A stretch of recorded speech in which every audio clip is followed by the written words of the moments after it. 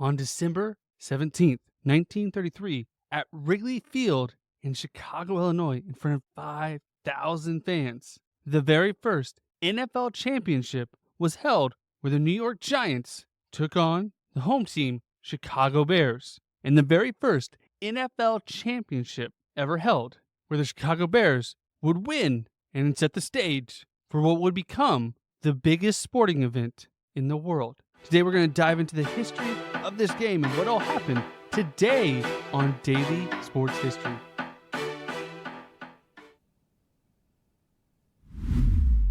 Welcome to Daily Sports History. I'm Ethan Reese, your guide as you daily learn more about sports history, increasing your sports knowledge. Now, 1933 was not when the NFL actually started. It actually started in 1920, which we covered on a previous episode talking about the American Professional Football Conference, which originally had 14 teams, which included the Chicago Cardinals, who are now the Arizona Cardinals, and the Stanleys, who later became the Chicago Bears. Over the years, the league would change their name to the National Football League and would continue to lose and gain different teams, but eventually would shape into the teams that we know today, such as the New York Giants and the Chicago Bears. Now, every year from 1920 to 31, the winner of the league would be whoever had the best record at the end of the season, which is similar to how college football used to do it as well until they started the BCS. And this was due to challenges to hold games late in winter and the travel expenses, as many of these players held other jobs as well. So it was difficult to travel across the country, or mainly the Eastern Coast and Midwest, as cars and planes were new and the main method of travel was train. But the NFL held a tiebreaker game where the Chicago Bears took on Portsmouth Spartans so they could break the tie. And this led to the idea of holding a championship game, as it seemed to garner a lot of interest. And it proved that a game like this could be held. And it helped that the Boston owner, George Preston Marshall, suggested to the other NFL owners that they make this a regular thing and increase the excitement throughout the season, that there would be a championship, similar to what Major League Baseball would do, as the winner of the American League would just face off against the winner of the National League for the World Series. And at the time, Major League Baseball was the biggest show in town. And although a lot of the owners were hesitant at first, mainly due to the country coming out of the Great Depression and not sure if this would really be successful. But Marshall kept pushing, and the owners eventually implemented it and would start it in 1933.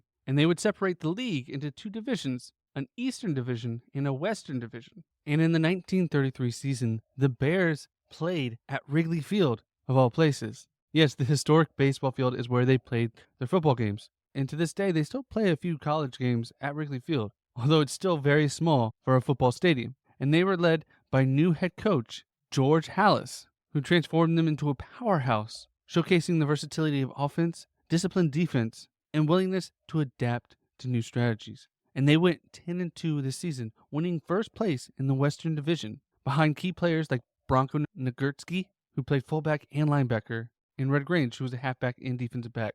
Their offense was a mix of power running and taking advantage of passing situations, as rules changes had expanded the forward pass that season, and their defense was stifling, frequently shutting down teams throughout the season and creating multiple turnovers. And this year, they beat their division rival, the Green Bay Packers, 2 times, showcasing their dominance as they were one of the best teams in the league. And they even faced off against the New York Giants that year, winning 17-7. But they did lose twice, once to the Boston Redskins and once to the Detroit Lions. But after these losses, they always came back. And winning the Western Division meant they got to play in the NFL championship game, the first one ever held. And they would face off against the New York Giants, who went 11-3 this year, winning first place in the Eastern Division, led by head coach Steve Owen, and led by their quarterback Harry Newman, who was a standout passer and really adapted the short passing game, which was instrumental for the New York Giants. And they had also got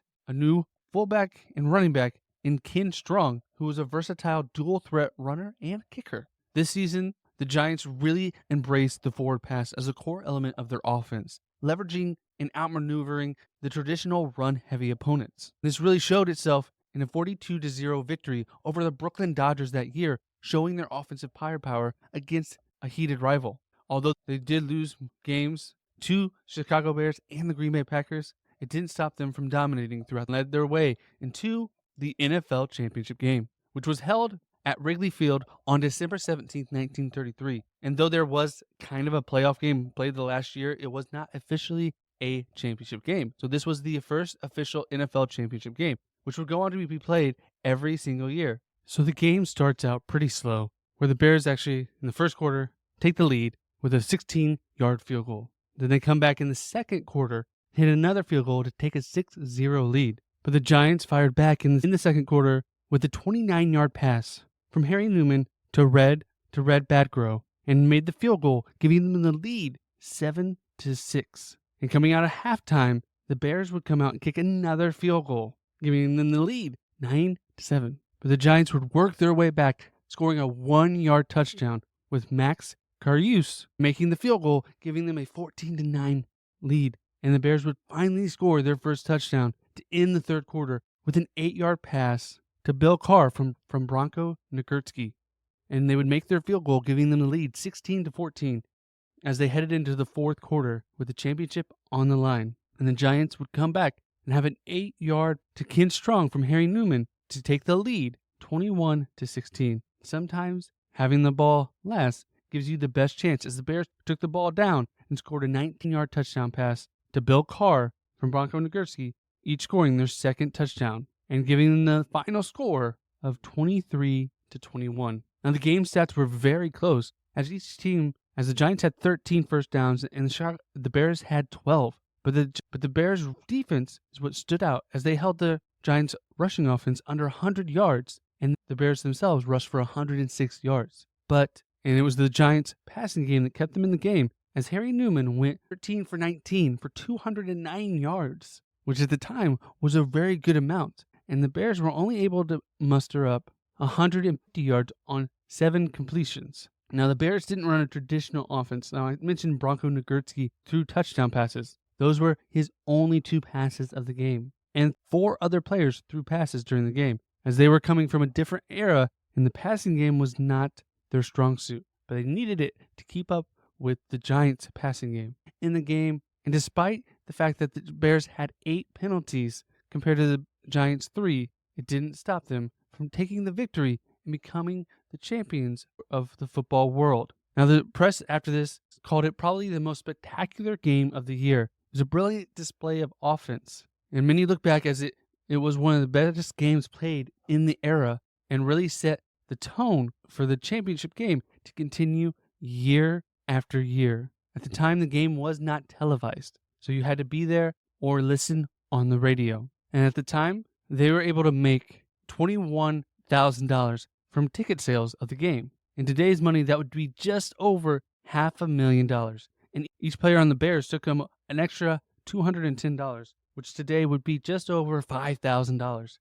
And the Giants took home $140, which is just over $3,000 today. So it was a great incentive for these players, as they still weren't making a ton of money at this time, as football was still dominated by the college game. But it gave them an opportunity and showed the possibilities of pro football in sports in America, and eventually would work its way to when the NFL merged with the AFL, becoming the Super Bowl and becoming one of the most watched sporting events each and every year, and essentially becoming its own holiday. I want to thank you for listening to today's Daily Sports History, and if you want more Bears content, check out the Unbearable Sports podcast, where they focus on giving you level-headed, deep analytical content about your favorite Windy City team. Though there may be highs and lows, you're going to get an expert analysis in a laid-back way. We'll put a link in the description for you to check them out. And if you enjoyed today's episode, please share it on social media wherever you're at. That way you can help us grow, and I can bring you even more daily sports history.